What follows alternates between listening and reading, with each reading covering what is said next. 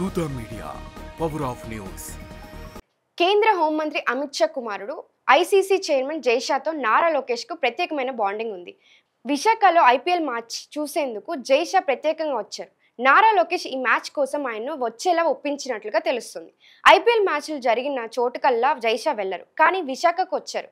Match తర్వాత ఓ సాంప్రదాయ తెలుగు వంటకాల హోటల్కు వెళ్లి డిన్నర్ కూడా చేశారు. ఎప్పుడు వారి వైపు కెమెరా కనిపించినా ఆప్తమిత్రులా మాట్లాడుకుంటూ కనిపించారు.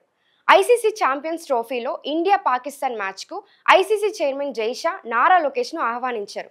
అప్పుడు లోకేష్ కూడా వెళ్ళి వచ్చారు. అప్పుడే వారు మిత్రులుగా మాట్లాడుకోవడం అందరి దృష్టిని ఆకర్షించింది. ఇప్పుడు మరోసారి వారి మధ్య ఫ్రెండ్షిప్ హైలైట్గా అయిపోయింది. జైషా ప్రత్యేకంగా రాజకీయాల్లో లేరు, క్రికెట్ వ్యవహారాల్లోనూ చూసుకుంటూ ఉన్నారు. ఐసీసీ చైర్మన్గా ఉన్న ఆయనకు బీసీసీఐలో తిరుగులేని పట్టుంది. ఆయన తలుచుకుంటే ఏపీకి ఓ ఐపీఎల్ టీం వస్తుంది, అంతర్జాతీయ క్రికెట్ స్టేడియం వస్తుంది. ఈ విషయంలో నారా లోకేష్ ప్రయత్నాలు చేస్తున్నారని అనుకోవచ్చు. ఏపీలో క్రికెట్ మెరుగుకు జైషా సహకరించే అవకాశాలున్నాయి. ఈ వీడియో మీకు నచ్చినట్లయితే లైక్ చేయండి, షేర్ చేయండి, అలాగే తప్పకుండా సబ్స్క్రైబ్ చేసుకోండి.